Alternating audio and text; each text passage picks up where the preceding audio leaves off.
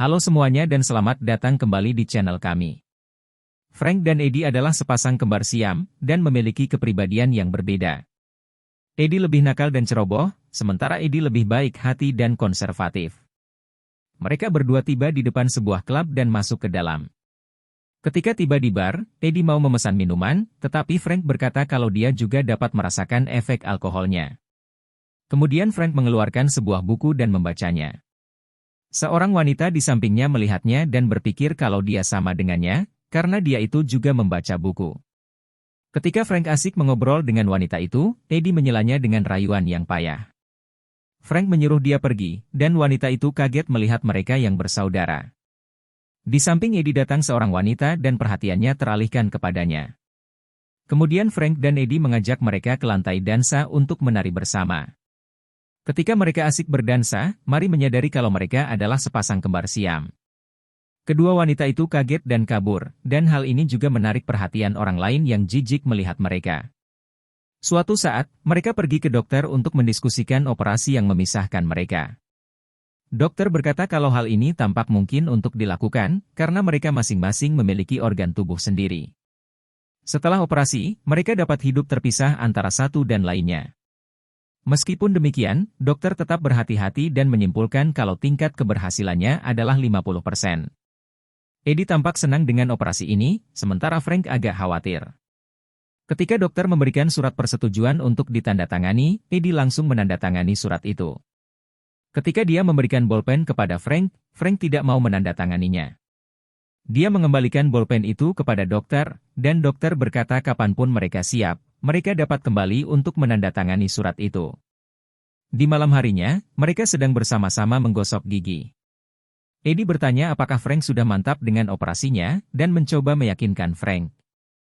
Mereka bisa pipis sendirian, berolahraga sendirian, ataupun mengambil makanan di kulkas sendirian.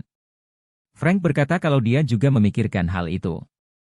Mendengar hal itu, Eddie langsung mengeluarkan surat persetujuan dan meminta Frank menandatanganinya.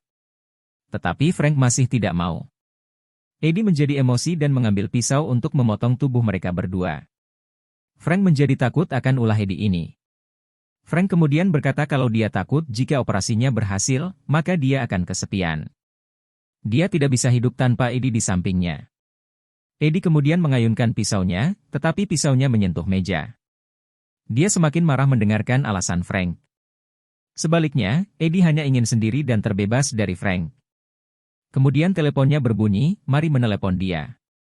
Mari meminta maaf telah kabur dari bar, dan mengajak Frank untuk kencan kedua. Frank setuju, dan Eddie pun mau tidak mau juga menurutinya. Tiba harinya ketika mereka berkencan. Frank berdandan sebaik mungkin untuk kencan tersebut, tetapi Eddie malah sebaliknya. Dia tidak bersiap-siap, bahkan belum mandi selama berhari-hari. Eddie mau berdandan jika Frank mau menyetujui operasi itu. Tetapi Frank masih belum siap. Jadi mereka bertiga pergi ke konser klasik bersama-sama. Setibanya di sana, Eddie melakukan tindakan yang membuat Frank menjadi malu. Setelahnya mereka pun makan romantis bersama. Dia memesan makanan yang mahal untuk menyenangkan hati Mari. Seperti biasa, Eddie muncul dan mengacaukan suasana mereka. Eddie juga minum alkohol yang banyak, dan hal ini pun mempengaruhi Frank.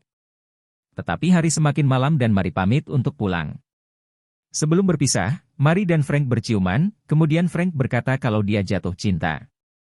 Beberapa hari kemudian, Frank dan Mari sedang bersantai di kasur. Tetapi Mari terlihat aneh.